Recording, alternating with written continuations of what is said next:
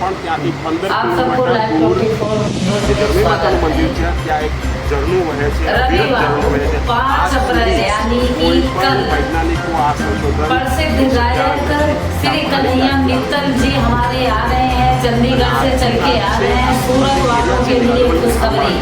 VIP road बेसुमार inter college school के बाजू में आप सब ज्यादा संख्या में वहाँ आकर उनका सम्मान कीजिए, स्वागत कीजिए। बस यही बात है आप सबसे।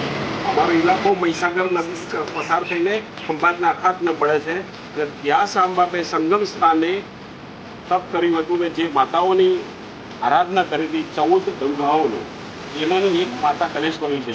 એનાથી વિશેષ જ્યારે બબરીકજી એટલે શ્યામબાબા જ્યારે પેટમાં હતા, મોરબી માતા મોરબીના પેટમાં, ત્યારે એમણે જે દેવીની આરાધના કરી હતી એ દેવી જગદંબા સ્વરૂપ માં કલેશ્વરી। અને તમને સવાલ થવો જોઈએ કે આ કલેશ્વરી માતા તો છે તો શ્યામબાબા નીલકંઠ બાબા કેમ? કોઈને છે સવાલ આમાં?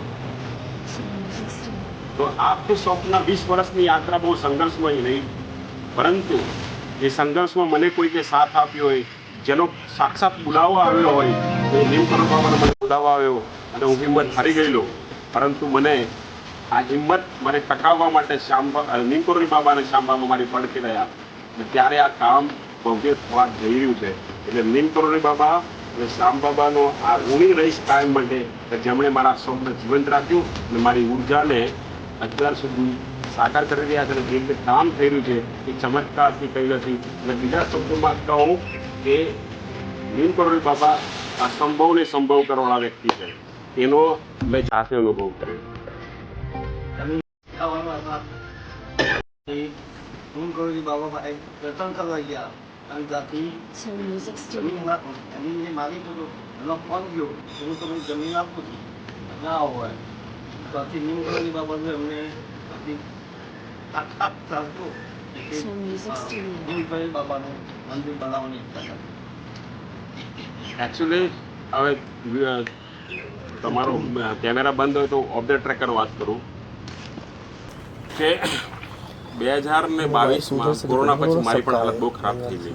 મારું આ સ્વપ્ન હતું, મારે ખાવા પીવાના કંઈ વાંધા હતા નહીં, એવું કોઈ પ્રોબ્લેમ નહોતો, મારી પાસે સંપત્તિ બધું ઘણું ખૂબ ભગવાને આપ્યું, પરંતુ સ્વપ્ન હતું કલેશ્વરી ધામને વિકસાવવું અને આ પૂરું નહોતું થતું। એટલે કલેશ્વરી માતા મંદિરે 29મી ઓગસ્ટ 2022 ખૂબ